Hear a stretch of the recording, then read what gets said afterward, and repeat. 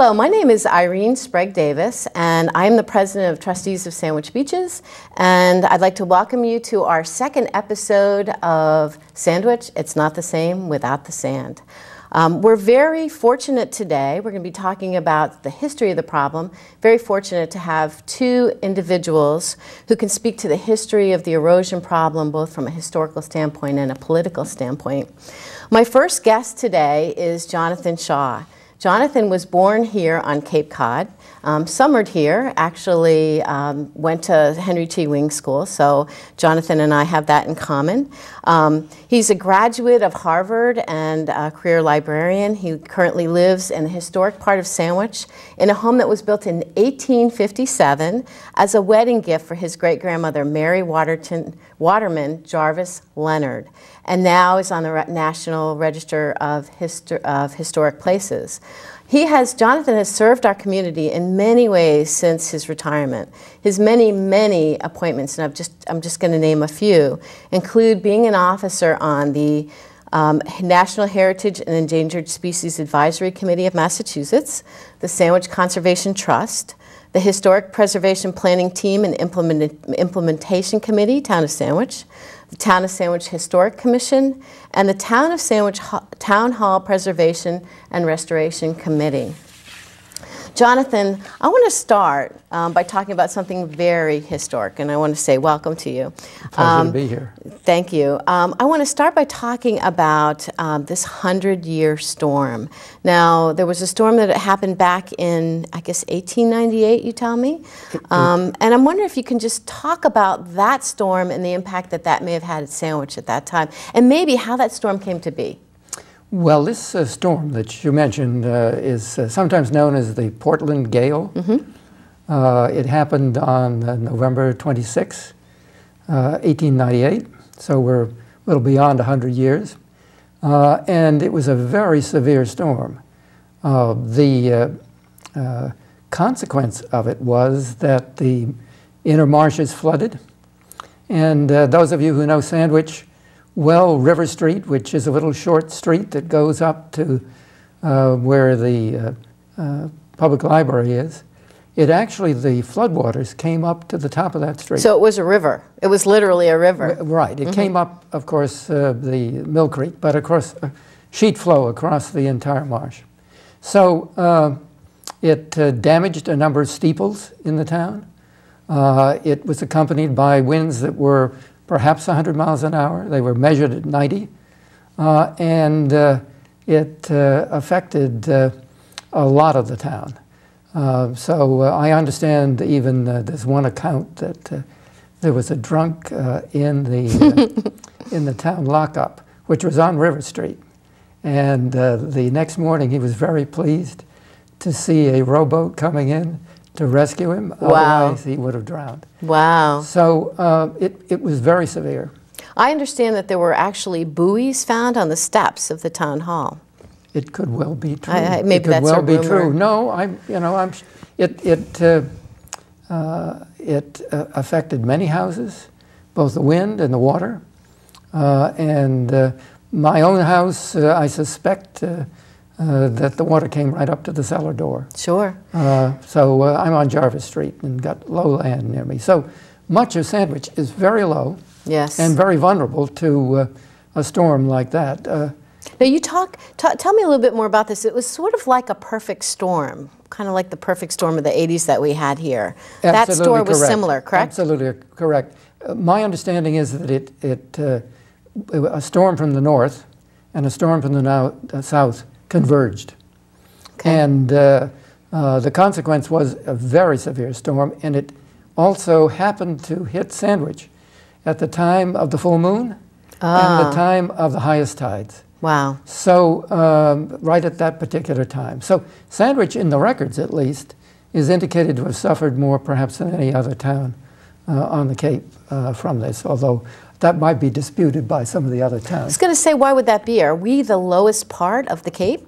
No, but we are quite low in the Jarvisville area. And also, the storm came in from exactly the right point across Cape Cod Bay so that it was not impeded by any land for maybe 300 miles out. Wow. So it was a very severe storm indeed. And the records, as I understand it, my great-grandfather had a house on Water Street, and the wind affected it there, obviously not the water. Even though it says Water Street, that's Water Street because of the pond there. Oh, okay. Now, are there any records of how the town dealt with that and what kind of financial impact that might have had back then? I haven't looked that far into it. Yep. It was known as the Portland Gale, and that's probably the easiest name for it because the ship Portland went down off the Cape. They were attempting to go from Boston to Portland, and in fact it was blown all the way back to Cape Cod and then went down off the Cape, maybe off Race Point, somewhere in that vicinity. Sure. So with many passengers on it and crew. And some 200 other boats were lost. So I'm sure there was a very major impact financially on the community and on the Cape as a whole. Now, at the time, the canal wasn't there. So I'm just wondering what impact that's going to have, because I was down the canal maybe a month ago at one of the very, very, very high tides, and the water was inches from the top of where the edge of the land is to the canal. You know, we think about that's just another place for the water to flood in. It's scary. Well, the land is low, and there have been a number of changes. The canal, as you know, came in 1914, I think Right. is the date, which means we're coming up on the 100th anniversary in another couple of years. Mm-hmm. It wasn't expanded, I think, until the Army Corps of Engineers, the federal government acquired it, and it was widened Right. and straightened in parts. So, and I think that was somewhere in the late 20s. So there have been a lot of changes. There's also been changes in another feature, which is the 6A. 6A was put in the 30s, which, because it's not very high, it isn't probably much of a barrier, but it is a barrier. The Portland storm in Sandwich, at least in the marsh area, tore out about more than 1,000 feet of railroad track. Wow. Yeah, because it's right there. It was right there, which, of course, being level and above the marsh, whether they increased the height after that, I have no idea.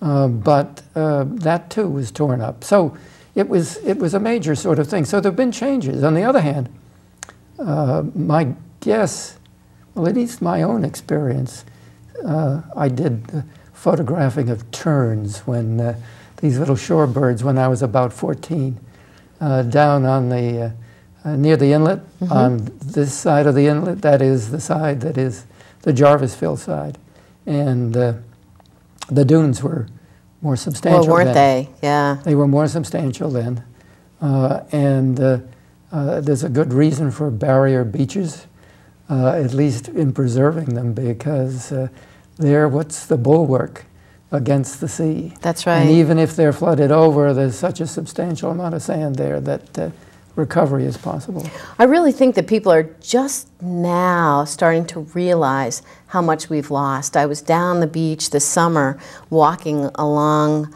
the inside part of the barrier beach, kind of where the creek comes in, and there was almost no place to walk because the sand was completely covered.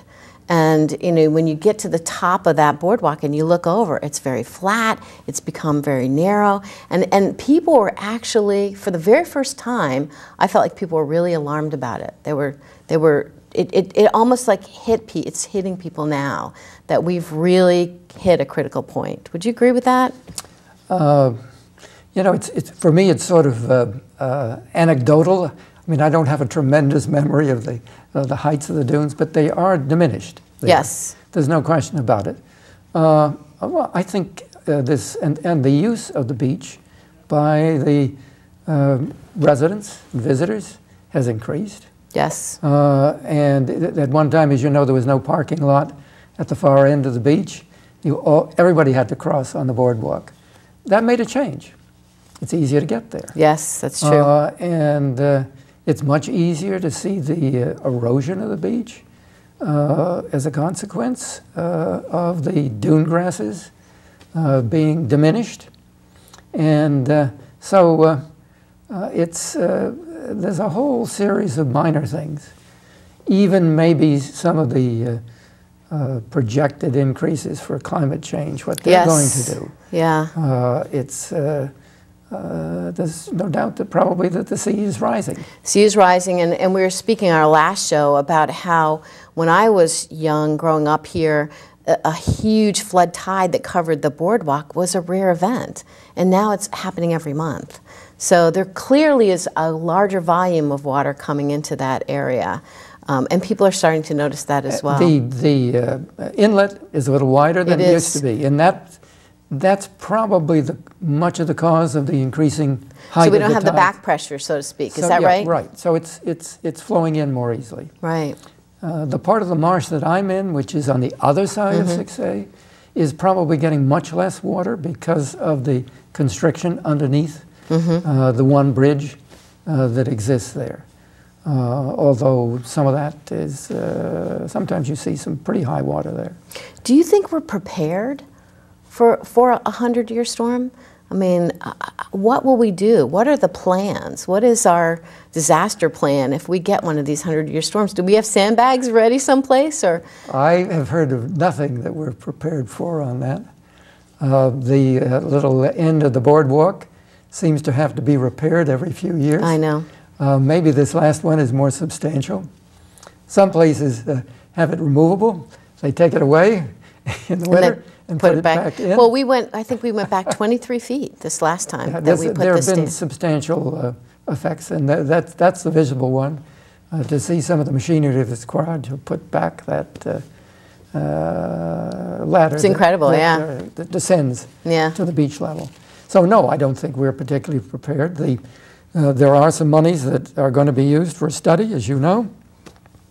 And but first you study, and then you've got to do. And you have to find the resources. And so the resources have to be found to make these things possible. Right. And they probably require a whole, if we can use the word, concatenation of actual concrete, visible, and methodological things that have got to be done. And so it's a very big task. And you need a plan. And you need a plan definitely first, need a plan. and then you need to pursue it. Right. Well, speaking of resources, that's a great segue into our next guest, who is Mark Forrest, who's going to be joining us in just a minute. Okay, well, I want to welcome Mark Forrest. Mark is the executive director of the Delahunt Group, and he is a former chief of staff to Congressman Bill Delahunt, and for many years served as a top aide for Congressman Jerry E. Studs. Prior to his work in Congress, Mark Forrest started his career in the town manager's office in Provincetown. He spent much of his time lobbying Washington and Boston legislators and secured significant levels of funding for high-priority projects. He was very instrumental in the renovation of the McMillan Wharf. He worked on the designation of the Stellwagen Bank as a national marine sanctuary, the establishment of the Wacoit Bay National Estuary Research Reserve in Falmouth, and the creation of the Mashpee Wildlife Refuge. He also worked on the restoration of the coastal wetlands and funding for the Boston Harbor Islands National Park. So, Mark, you've been very committed to these causes and to marine causes and to conservation. You've been very connected politically. I'm wondering, from a historical perspective, if you could talk a little bit about your involvement in this issue of beach erosion. At the beginning of my involvement in this problem actually goes back to my years working for Congressman Studs. I had joined his staff in 1985, and at that time, the Congress was in the beginning of a debate on a piece of legislation. Ronald Reagan was the president, and we were going through this process of sort of realigning the responsibilities of the federal government, the state government, and local government. It was a time in which the federal government was sort of scaling back its involvement in programs and initiatives. And it was also a time in which states and local communities were being asked to sort of take on more of a role in terms of delivering services. We block granted a number of federal programs and turned them over to states. Local governments were getting far more involved in having to manage federal programs as well. So, and within the context of all of that, we were considering legislation to deauthorize a variety of federal water projects. There was a Water Resources Development Act being proposed in 1985. Eventually it was adopted in 1986. And there were a number of shoreline protection projects sort of either in the pipeline or under study all throughout the East Coast. In our area, the town of Yarmouth was considering a fairly ambitious beach nourishment program involving the Army Corps of Engineers. That, had it gone forward, would have been funded 80% of it by the federal government. There was some discussion in Sandwich at that time. But the legislative authorization to do a shoreline protection project or program in Sandwich actually had begun years ago. There was actually a program on the books where the federal government was obligated to work with the community to provide assistance in a lion's share of the cost, or the lion's share of the funding, to pay for the cost of protecting the coastline. And one of the proposals in this bill was to deauthorize that. And Mr. Studs was very concerned that that could be ultimately lead to the community bearing a significant cost of future improvements. So, you know, he was certainly concerned about that. He's a visionary, wasn't he? Well, he raised some very, very good questions. So my job was literally to go around to each community that would have been impacted by this bill and to get an assessment from them, a statement from them indicating that they wanted that language, they wanted the program to continue. They wanted something to stay on the books so that that project can move forward. And, you know, we did talk to Sandwich at the time, but back then there was really no interest in moving forward with continuing that programmatic authorization. Why do you think that is? Do you think it's because at the time we just didn't think there was going to be a problem? We had no, you know, we didn't have the foresight to see that this could be a problem? Well, back in the mid-'80s, you know, we were doing this in a variety of areas. One of the areas was clean water, for example, all right? We know on Cape Cod today we have a very significant set of clean water issues. But in the 80s, we were also evaluating whether or not the federal government should be involved in funding sewer plants, wastewater, you know, treatment plants, facilities, other clean water projects. And in the mid-'80s, we had adopted laws and initiatives to scale back the federal government's role. There was a perception at the time that the federal government had done its job, so let's turn those projects back over to the state and local communities. So in the area of shoreline protection or in water resources management, that wasn't the only area where there was some broad consensus that, you know, we could let the communities now, you know, take on the initiative and move forward with these projects. That was actually a sentiment and a perspective that was shared across the board in a variety of areas. We tended to be a little bit more protective of our communities back. We were very protective of our communities back then, and we're very concerned about, you know, an unfunded mandate or an unfunded responsibility. In some cases, you really can't anticipate what the future may hold. How would things be different if we hadn't done that today? Well, you would probably have, you know, a lot more sand on your beach. I think, and a lot of the issues that I know that you're wrestling with now, you know, now would not be perhaps as significant or as great. But it's, you know, it's difficult to look back now. You would have had, what you would have had is you would have had the federal government on the hook to pay for a significant portion of the shoreline protection. And of the, so that you said you went to a number of different towns on the Cape. Yeah, and the perspective in Sandwich was not completely unique. Right. I mean, there were other towns that felt that, you know, going forward, they'd be in a position to do more. But it wasn't much, you know, it didn't take long before local communities, they couldn't knock on the federal government any longer to start beach nourishment projects or dredging projects. They started knocking on the door. You know, within 5 or 6 years, communities did start recognizing that, well, wait a second, maybe we do need help. And so you found a lot of town officials and selectmen going to Beacon Hill and saying, hey, looking for help from the state, looking for help from you know, the county. Now, the county began a discussion of having its own dredge and doing its own sort of local beach nourishment projects through the county. These are towns that did not deauthorize, or these are towns that did deauthorize? These are both. Oh, okay. Both communities. Yeah. So Yarmouth, for example, that project didn't go forward. There were other projects on the Cape that did not go forward. There are a whole host of them. The federal government, every 5 or 6 years, will pass an omnibus water resources bill and authorize new projects and deauthorize projects that have languished or hadn't moved. The project in Sandwich that was deauthorized in 1986, there hadn't really been much activity for several years. There really nothing had moved.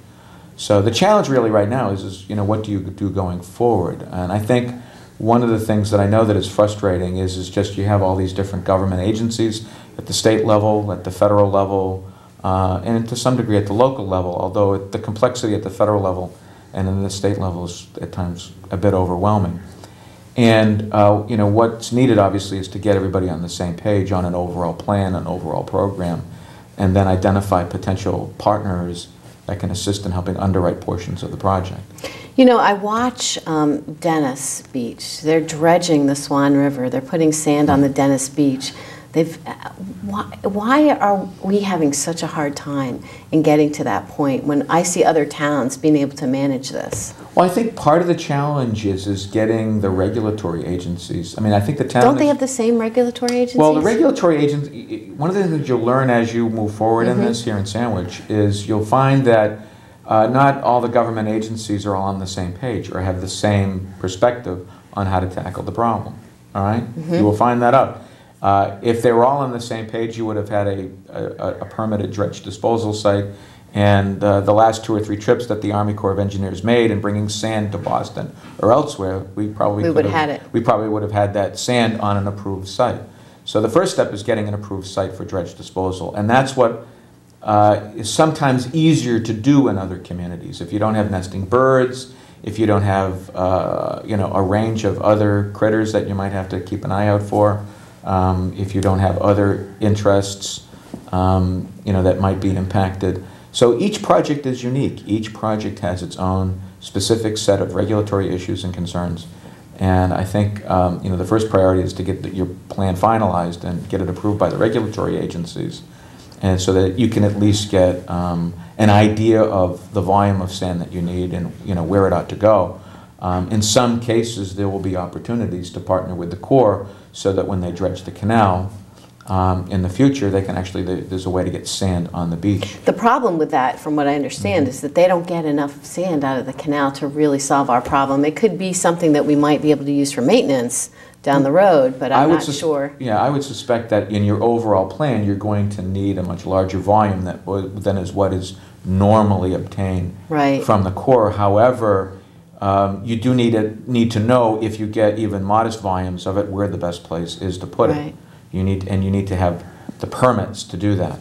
So when you look at Dennis, when you look at Chatham, when you look at some of these other coastal communities, they sometimes have to go through the same frustrating regulatory approval and permitting process, but once they do it, they have an approved site. And then when the county dredge comes in to dredge, they know where they can put the material, because they have the permits. So we have, Barnstable County does have a dredge, right? And we have all of this sand that has gone from the dunes that you, Jonathan, were saying were pretty high when you were a young child. I remember them being high. I have an old postcard of Sandwich back in, I think it was the 40s, and the dunes were high, right? And so, just lost my train of thought. Well, you know, when you go to the other part of Sandwich, which is on the other side of the canal, the amount of sand that has fallen off the Manamet Bluffs and gone down and been held back by the jetty there. But I'm talking about the sand that just goes into the creek. Why can't we bring that? I mean, that's our sand. Can't we just take it and put it back onto the barrier beach? Unfortunately, you need to get a permit to do that. But do we need the same level of permits? Is it the same level of permits that we're looking at for this beach management plan? Well, you need to get a permit to do it, because in some cases you may be, one of the One of the things that we need to also recognize and understand is that these coastal ecosystems are very dynamic. And when there are changes that are taking place, you're altering the habitat, you're altering the environment. And what you're doing is the animals and organisms that, that live within this ecosystem all adapt to the environment. So as the conditions change, the animals, the critters, the wildlife that we all care about, they adapt as well.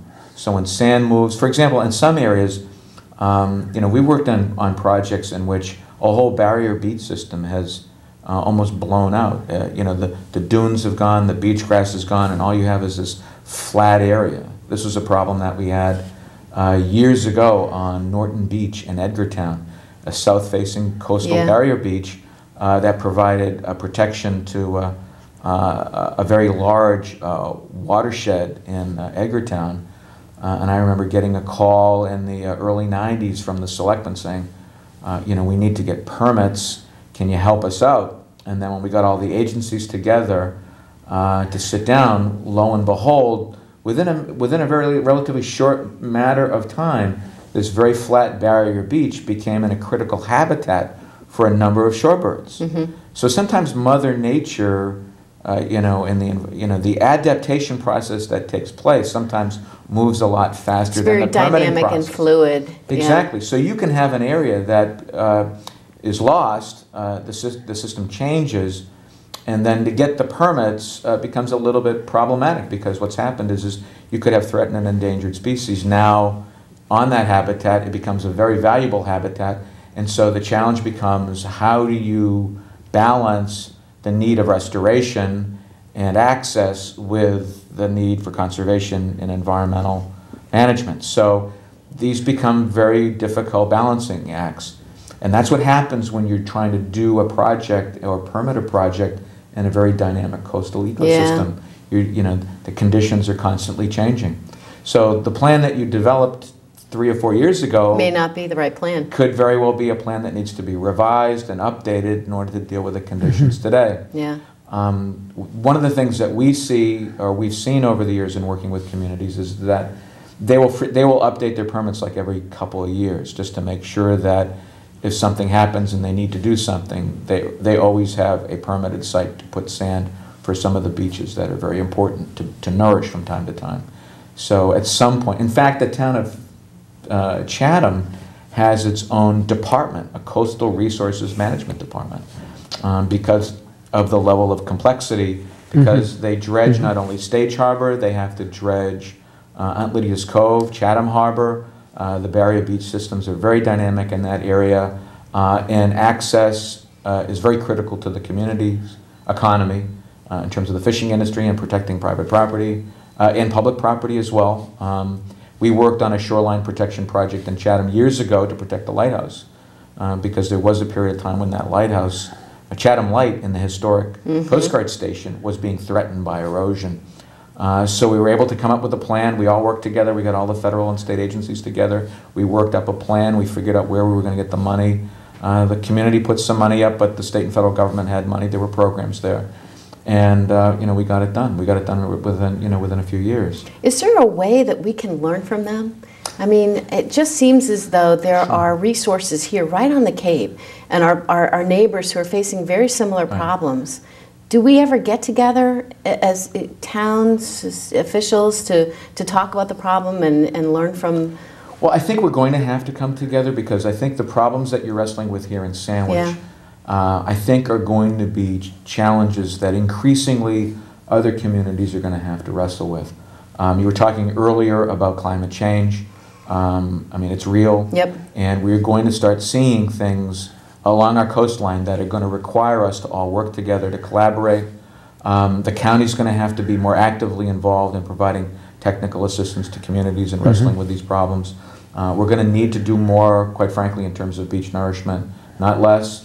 And we're going to have an overall plan, not just in the town, but perhaps regionally, to figure out where we're going to get the sand. It's not just our problem. It's not your problem. Not at all. It's everyone's problem. It is. You know, the Cape Cod Commission, I think one of the things that would be really great is if we could come up with maybe a person that we could share among some of these communities. I don't think Sandwich at this point has the resources to fund a position like a coastal resource manager like they have in Chatham, but perhaps we could get 2 or 3 towns together and support someone that could really champion this effort. I think that that's what we really need. Don't you agree? I think it's an excellent idea. Yeah. I really do. Yeah. I think, again, given the challenges that we face, I mean, you could also argue that climate change is going to affect us in a variety of other ways. And so I think as a region, we need to begin thinking seriously about some of the other challenges that we're going to face. You know, as not just our nearshore environment or our barrier beaches change, but also as these broader global changes are taking place. They will affect us here, and we need recommendations and suggestions and a lot of help in sort of wrestling with all of this. It can't, you know, towns can't do this alone. Right, and this is one of the points that you made, Jonathan, about how in order to come up with a solution, it's got to be multi-layered. It's got to really involve a lot of different people at different levels, at the town level, at the federal level, the state level. Sure. So right now, where we are in this process is we just voted to use $150,000 worth of Community Preservation Act funds to be able to obtain the permits. Great. So once we get the permits in place, then we need to find the sand. We actually have spent $350,000 with the Woods Hole Group on a beach management plan. So we have a plan in place with the permits. So I think the next challenge that we have is finding the resources, finding the funding. You've been instrumental in bringing a lot of funding to southeastern Massachusetts, and I'm just wondering if you have any thoughts. Once we have those things in place, and I think this has to be done in parallel, we need to be working on that so that when we do have the permits, we have the plan, we can get the funding and start. Yeah, I think over the years, we have always found the federal agencies very interested in working with the town, including the Army Corps of Engineers. Yep. I think what we'll need to do is, or what the town will need to do, is find ways to sort of bring people together and begin to figure out, what can the federal government contribute. And as you know, I mean, we're wrestling with a major deficit problem in Washington right now.